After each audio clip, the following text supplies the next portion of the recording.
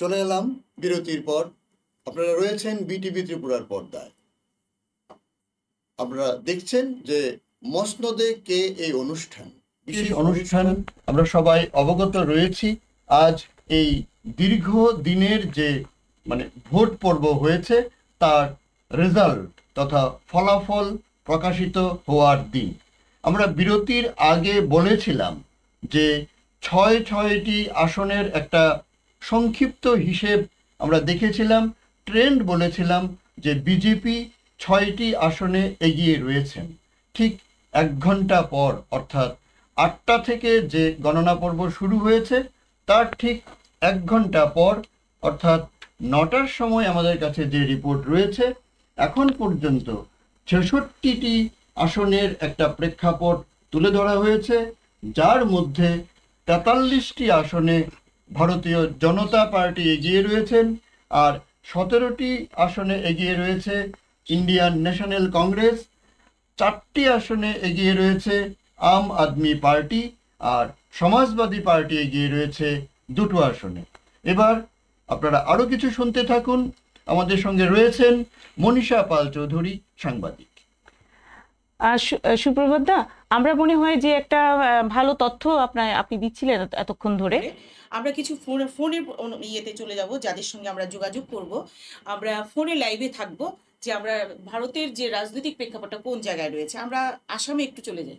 খুব ভালো। আসামে আমরা রসিক মোহন চাকমার সঙ্গে আমরা একটু যোগাযোগ করে নিই যে ওনার পরিচয়টা একটু বলবেন আপনি। রসিক মোহন চাকমা, হ্যাঁ, উনি সেখানকার বিধায়ক রয়েছেন এমএনএফ পার্টি থেকে মিজোরামের, কিন্তু উনি রসিক মোহন চাকমা মিজোরাম থেকে। স্যার, আপনার সঙ্গে আমরা একটু কথা বলতে চাই। আমার সঙ্গে রয়েছেন সাংবাদিক সুপ্রভাত দেবনাথ, আর আমি মনীষা পাল চৌধুরী রয়েছি আপনার সাথে। হ্যাঁ, বলছিলাম ওখানকার ঠিক এই মুহূর্ত পর্যন্ত আপনার কাছে কি রকম কি খবর রয়েছে একটু যদি আমাদেরকে জানান।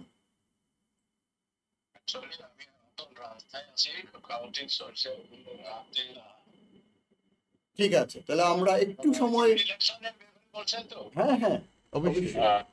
এমনিতে ধরুন রাস্তাঘাটে কিরকম তার প্রভাব রয়েছে যে আজকে এরকম নির্বাচনী ফলাফল ঘোষণা হতে যাচ্ছে, আপনার দৃষ্টিতে কেমন দেখছেন আপনি? মিজোরামের কনটেক্সটে বলছেন তো? হ্যাঁ হ্যাঁ, সেটাই। মিজোরাম কনটেক্সট, মিজোরামের বছরের এমপি ইলেকশন খুব কন্টেস্টিং হবে। হ্যালো, হ্যাঁ হ্যাঁ, শুনছি আমরা। Very contesting, almost unpredictable. এমএনএফও জিততে পারে, আর জেডপিএম এখানে বর্তমানে যারা লোকাল গভর্নমেন্ট, স্টেট গভর্নমেন্ট যারা আছে, জোরাম পিপুলস মুভমেন্ট, ওদেরকে দিলেও জিততে পারে, তবে মার্জিনটা খুব কম হবে। ওকে, হ্যালো, হ্যাঁ ওকে। আপনি আমাদের ইন্ডিয়ার পরিস্থিতিটা কি বুঝতে পারছেন? ইন্ডিয়ার ব্যাপারে তো এনডিএ আসার কথা। ওকে, ধন্যবাদ। ঠিক আছে, আপনাকে আমরা আবারও যোগাযোগ করে নেব। আপনি এখন গাড়িতে আছেন, আমরা আবার দিনের শেষে আবার আপনার সঙ্গে আমরা আরেকবার কন্ট্যাক্ট করে নেব। ঠিক আছে, চলুন এবার আমরা একটু কলকাতায় যাচ্ছি। সেখানকার আমাদের সিনিয়র জার্নালিস্ট রয়েছেন অরূপ কালী, আমরা ওনাকে একটু যোগাযোগ করার চেষ্টা করছি। এই মুহূর্তে আপনাদেরকে একটু আপডেট দিয়ে দিচ্ছি। যা বলছিলাম শুরুতে যে হ্যাঁ, আমাদের কলকাতার বিশিষ্ট সাংবাদিক অরূপ কালীর সঙ্গে আমরা যোগাযোগ করতে পেরেছি। দাদা, কি অবস্থা? আমরা রয়েছি, আমি মনীষা পাল চৌধুরী, আর সঙ্গে রয়েছেন সুপ্রভাত দেবনাথ, সাংবাদিক বিটিভি ত্রিপুরা। একটু কথা প্লিজ। হ্যাঁ, অরূপ বাবু, আপনি কি কাউন্টিং সেন্টারে রয়েছেন এখন না কাছাকাছি রয়েছেন? এখন পর্যন্ত যেটা দেখা যাচ্ছে, দেখুন এখনকার ঘটনা হচ্ছে, এখন যা ঘটনা শেষে মূল্য যে লড়াই, সেটা বিজেপি আর তৃণমূলের সঙ্গে হচ্ছে। কোনো সময় তৃণমূল এখনো পর্যন্ত বেশি এগিয়ে আছে, যেরকম হয় হচ্ছে, এখানে তৃণমূল ওরা একটি আসনে এগিয়ে আছে, সেটা হচ্ছে মহামতি মুর্শিদাবাদ কেন্দ্র থেকে। কংগ্রেস 2টো আসনে এগিয়ে আছে, এই মুর্শিদাবাদে অধীর চৌধুরী এবং জলঙ্গি থেকে, জঙ্গিপুর থেকে কংগ্রেস এগিয়ে আছে। তো এখনো পর্যন্ত যে এটি এগিয়ে থাকার বিকাশ করে সেখান থেকে এগিয়ে এখনো পর্যন্ত বেশি প্রথম রাউন্ডে যেটুকুনি গণনায় বেশি এগিয়ে আছে, কোনো জায়গায় 19 হচ্ছে, কোনো জায়গায় 20 হচ্ছে, কোনো সময় 15 হচ্ছে, 16 এরকম ভাবে হয়ে যাচ্ছে। আচ্ছা, যে কথাটা বলছিলাম যে এক্সিট পুল বলে যে আমরা দুদিন আগে যে বিষয়টা পত্রপত্রিকায় বেরিয়েছিল বা মিডিয়াতে আমরা দেখেছিলাম, সেটার প্রেক্ষাপটে আজকের দিনে মানে ঠিক এই মুহূর্তে আপনি কি মনে করছেন যে সেটা অনেকটা পরিবর্তন ঘটবে, যা মানে এক্সিট পুলে যা বলা হয়েছিল তার সঙ্গে? দেখুন, এখানে দুটো জিনিস আমি যদি সংখ্যার এতে নাই যাই, আর কি কটার সংখ্যা হলো, দুটো জিনিসের উপর পুরোটা নির্ভর করবে। প্রথম যে হচ্ছে যে মুসলিম ভোট, এই মুসলিম ভোটের সুইং কতটা হবে। কারণ আমরা 2021 সালে সাগরদিঘির যে উপনির্বাচন কি পরে দেখেছিলাম 21-এর পর, সেখানে আমরা দেখেছিলাম যে মুসলিম ভোটের সুইং হয়েছিল এবং সারা দাঁড়িয়ে কংগ্রেস পার্টি জিতে যায়, যদিও পরবর্তীকালে সেই কংগ্রেস পার্টি তৃণমূলে চলে যায়। এবং পঞ্চায়েত ভোট, সেই পঞ্চায়েত ভোটও কিন্তু বহু জায়গায় সেখানে কংগ্রেস সিপিএম বা ভালো মুসলিম ভোট ছিল। এবার এই মুসলিম ভোটের সুইং গত বিধানসভা ভোটের সময় 91% মুসলিম ভোট মমতা বন্দ্যোপাধ্যায় বা তৃণমূল কংগ্রেসেই ছিল। এবার সেই মুসলিম ভোটের সুইং একদিকে সরে যায় তৃণমূল থেকে, সেটা কিন্তু তৃণমূলের কাছে অসংসম, প্রথমত এটা। দ্বিতীয়ত হচ্ছে হিন্দু ভোটের কনসলিডেশন। হিন্দু ভোটের কনসলিডেশন গত বিধানসভা ভোটের সময় 54% ছিল। এইবার নানা ভাবে মেরুকরণ, ভোটের মেরুকরণ হয়েছে এবং লাস্টে মমতা বন্দ্যোপাধ্যায় যেটা উনি বলেছিলেন যে ইসকন, তারপরে ভারত সেবাশ্রম সংঘ, রামকৃষ্ণ মিশন নিয়ে যে মন্তব্য, সেটা মানুষ নেয়নি। তার ফলে উনি যেটা আর কি তুষ্টিকরণের রাজনীতি করতে গিয়ে উনি হিন্দু ভোটারদেরও চটিয়ে দিয়েছেন, সেটা দেখার। হিন্দু ভোটের যেটা বললাম, যদি সেটার সাথে চলে যায়, সেটা কিন্তু তৃণমূলের বিপদ সেক্ষেত্রেও বাড়বে। সেখানে মমতা বন্দ্যোপাধ্যায়ের রক্ত কি ছিল? মমতা বন্দ্যোপাধ্যায়ের অন্যতম বড় রক্ত কিন্তু এখানে ছিল লক্ষ্মীর ভান্ডার। এবার পশ্চিমবঙ্গের ভোট আপনি যদি দেখেন, নরেন্দ্র মোদী তো নিশ্চয়ই সারা ভারত জুড়ে যেমন ভোট চাওয়া হয়েছে, কিন্তু পশ্চিমবঙ্গের ভোট অনেক বেশি কিন্তু হচ্ছে লোকাল ন্যারেটিভ। লোকাল ন্যারেটিভ হচ্ছে দুর্নীতির ন্যারেটিভ, লোকাল ন্যারেটিভ হচ্ছে কাটমানির যে ন্যারেটিভ, লোকাল ন্যারেটিভ হচ্ছে অরাজকতা, যে সেটা তৃণমূল কংগ্রেসের বিরুদ্ধে, যেটা বামেরা প্রচার করেছে, যেটা বিজেপি প্রচার করেছে। ফলে যেটা বলার, যদি তৃণমূল কংগ্রেসের ভোট শেয়ার গতকাল থেকে 5 to 6% পড়ে যায়, তাহলে সংখ্যা কোথায় গিয়ে দাঁড়াবে সেটা কিন্তু এখনো পর্যন্ত বলা যাচ্ছে না। তাহলে যে প্রেডিকশনটা মানে অ্যাক্সিস যেটা দিচ্ছে যে 20 বা 25, সেটা যাওয়াটা অসম্ভব নয়। কিন্তু যদি ওই আমি যেটা বললাম যে ভোট সুইং 5% যে মুসলিমদের ভোট সুইং, সেটা যদি আটকে রাখা যায় এবং সেটা যদি অ্যাক্রস বেঙ্গল না হয়, তাহলে কিন্তু তৃণমূল কংগ্রেস তাদের যে আগের বারের ফল সেটাই ধরে রাখবে। এখন দেখার, যেহেতু এখনো পর্যন্ত প্রথম দিকে ট্রেন, সেটা আমরা যদি দেখতে পারি যে কি মোহাম্মদ সেলিম এগিয়ে আছেন, বা মুর্শিদাবাদে আরো দুটো সিটে কংগ্রেস এগিয়ে আছে, তাহলে কিন্তু বোঝা যাচ্ছে মুসলিম ভোটটা ওখানে কংগ্রেসের দিকে যাচ্ছে। ফলে এই ট্রেন যদি মুসলিম ভোটার, আমি বারবার বলছি যে থাকে, তাহলে কিন্তু এক্সিট পোলের ফল সেটা দিকে যেতে পারে। তাহলে তৃণমূল কংগ্রেস বা বিজেপি আগের মতো অবস্থানেই থাকবে। একদম একদম, আমরা যা জানতে চেয়েছিলাম আপনি একেবারে মানে অনেকটাই পেছন থেকে এগিয়ে এসে আপনি পুরো বিষয়টাই জানিয়ে দিলেন। আমরা আবার অল্প কিছুক্ষণের মধ্যে আবার কিন্তু আপনার সঙ্গে আমরা একটু যোগাযোগ করে নেব, ঠিক আছে? আপনাকে অসংখ্য ধন্যবাদ এই মুহূর্তের জন্য। অরূপদা, অনেক ধন্যবাদ। আমরা আবার যোগাযোগ করব আপনার সঙ্গে দিনের শেষে, আমরা যখন পুরো চিত্রটা পেয়ে যাব খানিকটা। হ্যাঁ, ধন্যবাদ। এবার আমরা নিজেদের মধ্যে একটু যদি কথাবার্তা বলি, যেমন ধরুন আমি ম্যাডাম মনীষা পাল চৌধুরী মহোদয়াকে জিজ্ঞেস করছি যে এই সর্বভারতীয় যে প্রেক্ষাপট, এই সমীক্ষা যে আমরা সেটা দেখে থাকি, তারপর আজকের দিনে যে এতটুকু এই আমরা দেখি যে খুব কম মানে ব্যবধান তৈরি হয়, অনেকটা থাকে। তার অর্থটা এই মিডিয়া কিন্তু আমাদেরকে অনেক মানে দারুণভাবে জানান দিচ্ছে যে কিভাবে কি হতে পারে। তো অতএব এই বিষয়টার প্রেক্ষাপটে আমি আপনার কাছে জানতে চাইব যে মানে মিডিয়া জনগণের এই জনসমাজে কেমন প্রভাব বিস্তার করে থাকে। না, মিডিয়া তো আসলে আমাদের একটা আয়না। সেই আয়নার মধ্যে আমরা সকল চিত্রটাই উঠে যায়, যে আমরা অ্যাডভান্স জানতে পারি যে কি হবে। কিছুটা মিলে, কখনো কিছুটা মিলে না, খানিকটা মিলে না, এরকমও হয়, বেশিরভাগই মিলে যায়। সেটা আমাদের অঙ্কের হিসাব বলে। আমি কি ভুল বলছি সেখানে? একদম না, কারণ এই রাজনৈতিক প্রেক্ষাপটে মসনদে কে, সত্যি কথা বলতে কি, সেটা তো মানে অনেকেই ভাবেন যে আমরা হয়তো অনেক আগেই বিষয়টা জেনে নিতে পারছি, কিন্তু আজকে তো রেজাল্ট, আজকে রেজাল্টের পর পুরো বিষয়টা পরিষ্কার হয়ে সুব্রত যাবে। দা, আমাদের সঙ্গে আমাদের উমাকান্ত একাডেমিতে আমাদের প্রতিনিধি কিঙ্কর আমাদেরকে যোগাযোগ করছে বারবার, আমরা বরং একটুখানি। অবশ্যই হ্যাঁ, অবশ্যই কিঙ্কর, আমরা এখন কিঙ্করের সঙ্গে যোগাযোগ করে ফেলেছি। আগরতলার প্রতিনিধি কিঙ্কর শীল উমাকান্ত একাডেমি থেকে। উমাকান্ত একাডেমি থেকে কিঙ্কর সিং এর সঙ্গে আমরা কথা বলবো এখন। উমাকান্ততে সরাসরি কিঙ্করের সঙ্গে আমরা রয়েছি। কিঙ্কর, উমাকান্তের পুরো ডিটেলসটা আমাদেরকে দাও, সকাল থেকে এই অবস্থায় আমরা কিভাবে আছি। সুপ্রভাত দাও কিছু কথা বলবেন, আমিও বলছি। আমাদেরকে একটু জানাও যে কি পরিস্থিতি উমাকান্ত ময়দানে। এখন পর্যন্ত উমাকান্ত পরিস্থিতি খুব ভালো চলছে এবং একটু একটু জোরে বলো, আওয়াজটা একটু ধীরে আসছে। বিপ্লব কুমার দেব পশ্চিম ত্রিপুরা প্রার্থীর প্রায় 8,000 ভোটে এগিয়ে রয়েছে। বিপ্লব কুমার দেব পশ্চিম ভোটে 8,000 ভোটে এগিয়ে আছে, তাই তো? হ্যাঁ, আর মেয়র প্রায় 3,000 ভোট, 3,000 ভোটে এগিয়ে রয়েছে প্রায়। মানে আমাদের মেয়র দীপক মজুমদার বিধানসভার যে বিধানসভার উপনির্বাচনে 3,000 ভোটে এগিয়ে আছে, তাই তো? ওইখানকার পরিবেশটা কি? খুব ভালো পরিবেশ, শান্তিপূর্ণ চলছে, খুব ভালো পরিবেশ আছে।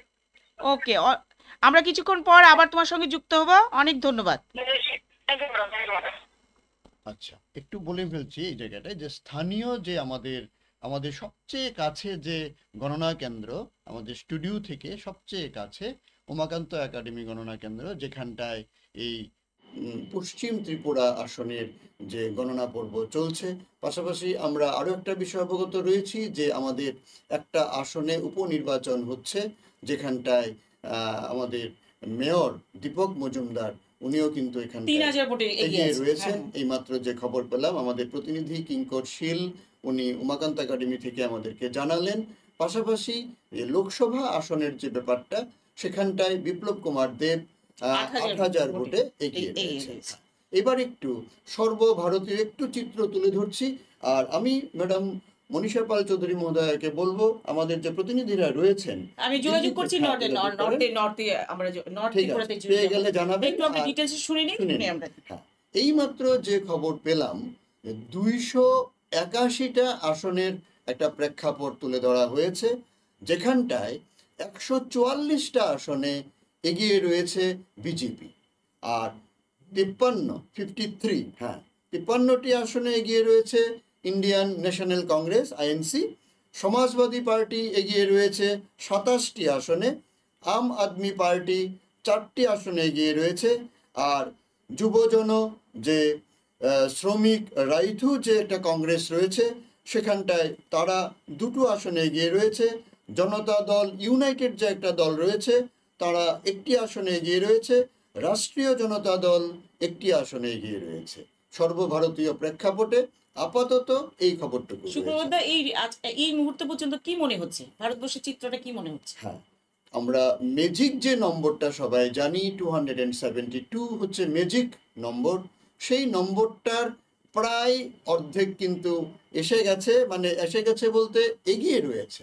আমরা আগেও বলেছি, এখনো বলছি। আমরা উত্তর ত্রিপুরার সঙ্গে যোগাযোগ করছি। বরিষ্ঠ সাংবাদিক পান্না ঘোষ,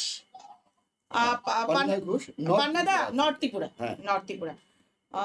পান্নাদা, আমরা একটু শুনবো বিষয় বিশদভাবে। আমার সঙ্গে রয়েছেন সাংবাদিক সুপ্রভাত দেবনাথ। হ্যাঁ, সুপ্রভাত দা রয়েছে। হ্যালো, হ্যাঁ পান্না বাবু, বলছিলাম আপনি নিশ্চয়ই গণনা কেন্দ্রে রয়েছেন নাকি? হ্যাঁ, আমি গণনা কেন্দ্রে রয়েছে ইনস্টিটিউশনে। ঠিক এই মুহূর্তে আপনার কাছে কি খবর রয়েছে আমাদেরকে জানানোর জন্য, মানে জনগণকে জানানোর জন্য বলুন। ধর্মনগর বিবিক্রম ইনস্টিটিউশনে উত্তর জেলার যে 7টি বিধানসভা কেন্দ্র রয়েছে, সেখানে 4টি বিধানসভা কেন্দ্রের ভোট গণনা হচ্ছে। সকাল 8টা থেকে যথারীতি শুরু হয়েছে। দেশের সমস্ত জায়গার সাথে ত্রিপুরা রাজ্য এই গণনা কাজ চলছে। যেমন 54, 55, 56 এবং 57 এই 4টি বিধানসভার কেন্দ্রে গণনা হচ্ছে ধর্মনগর বীর বিক্রম ইনস্টিটিউশনে। এখন পর্যন্ত প্রথম রাউন্ডে দেখা গেছে ভারতীয় জনতা পার্টি দলের প্রার্থী দেববর্মা তিনি এগিয়ে রয়েছে। তিনি 56 বিধানসভা কেন্দ্রে ভোট পেয়েছেন প্রথম রাউন্ডে 7,113 এবং ইন্ডিয়া জোট পেয়েছে 1,729। 57 রাজনগর বিধানসভা কেন্দ্রে বিজেপি দল পেয়েছে 5,424 এবং ইন্ডিয়া জোট পেয়েছে 1,764। 55 বাগবাসা বিধানসভা কেন্দ্রে বিজেপি দল পেয়েছে 4,753 এবং ইন্ডিয়া জোট পেয়েছে 2,378। তাছাড়া আরেকটা কথা বলতে চাইবো যে 54 যে কদমতলা পূর্তি সেটার এখনো ফার্স্ট রাউন্ডে ব্যাপার আসেনি, তবে যতটুকু আমরা জানতে পেরেছি 4200 ভোটে এগিয়ে রয়েছে শুক্রবার। আচ্ছা, অনেকটা হিসেব জেনে নিলাম। হ্যাঁ, পান্নাদা, হ্যালো। আমরা আবার মানে একটা তথ্য তো আমরা পেয়ে গেলাম, আমরা আবারও কিছু বাদে আপনার সঙ্গে যোগাযোগ করে নেব পরবর্তী মানে পরবর্তী আমাদের রিপোর্টটা কি রয়েছে। ঠিক আছে, অনেক ধন্যবাদ। ধন্যবাদ আপনাকে। আবার একটু আমরা সর্বভারতীয় প্রেক্ষাপটে চলে যাচ্ছি। আমরা একটু আগে বলেছিলাম যে বিজেপি 100-ও বেশি অর্থাৎ 144টি আসনে এগিয়ে রয়েছে। আমরা সবাই জানি সারা দেশের মধ্যে কোন রাজ্যে সর্বাধিক সংখ্যক আসন, উত্তরটা সবাই জানি, এক বাক্যে আমরা বলতে পারি উত্তরপ্রদেশ। উত্তরপ্রদেশে 80টি এই লোকসভার আসন রয়েছে, সবাই জানি। এই রাজ্যে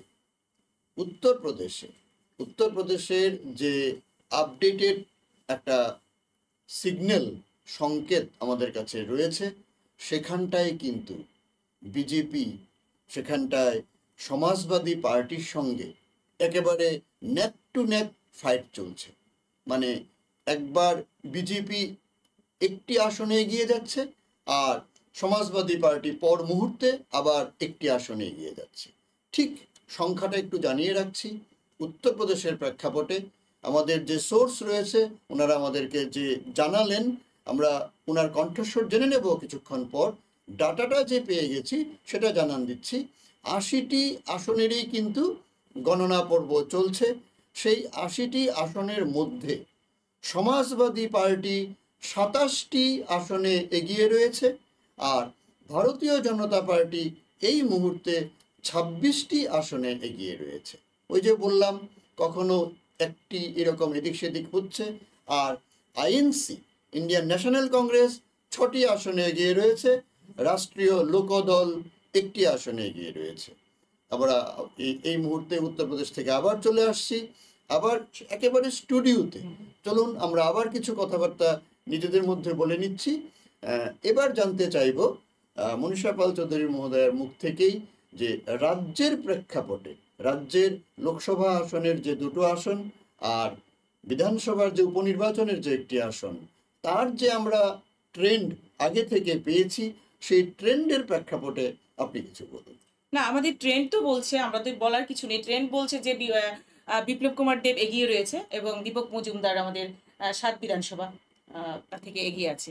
তো সেটা চিত্র থেকে বোঝাই যাচ্ছে যে এখানে আমরা এই দুটো মানে আসনে জয়ী হওয়ার সম্ভাবনা রয়ে গেছে। সুপ্রভাত, আমরা একটা ছোট্ট বিরতি নেব। হ্যাঁ, আমরা একটা ছোট্ট বিরতি নিয়ে আবারও ফিরে আসবো। আমাদের আরো কিছু চিত্র আমরা দেখব যে কি রয়েছে ভারতবর্ষের চিত্রটা রাজনৈতিক। আমি বলবো দর্শকদেরকে একদম কোথাও যাবেন না, আমরা একটু বিরতির পর আবার ফিরছি। সারা দেশের নির্বাচনী ফলাফলের প্রেক্ষাপট নিয়ে আমাদের শিরোনাম রয়েছে মসনদে কে। আমরা এক্ষুনি ফিরছি বিরতির পর।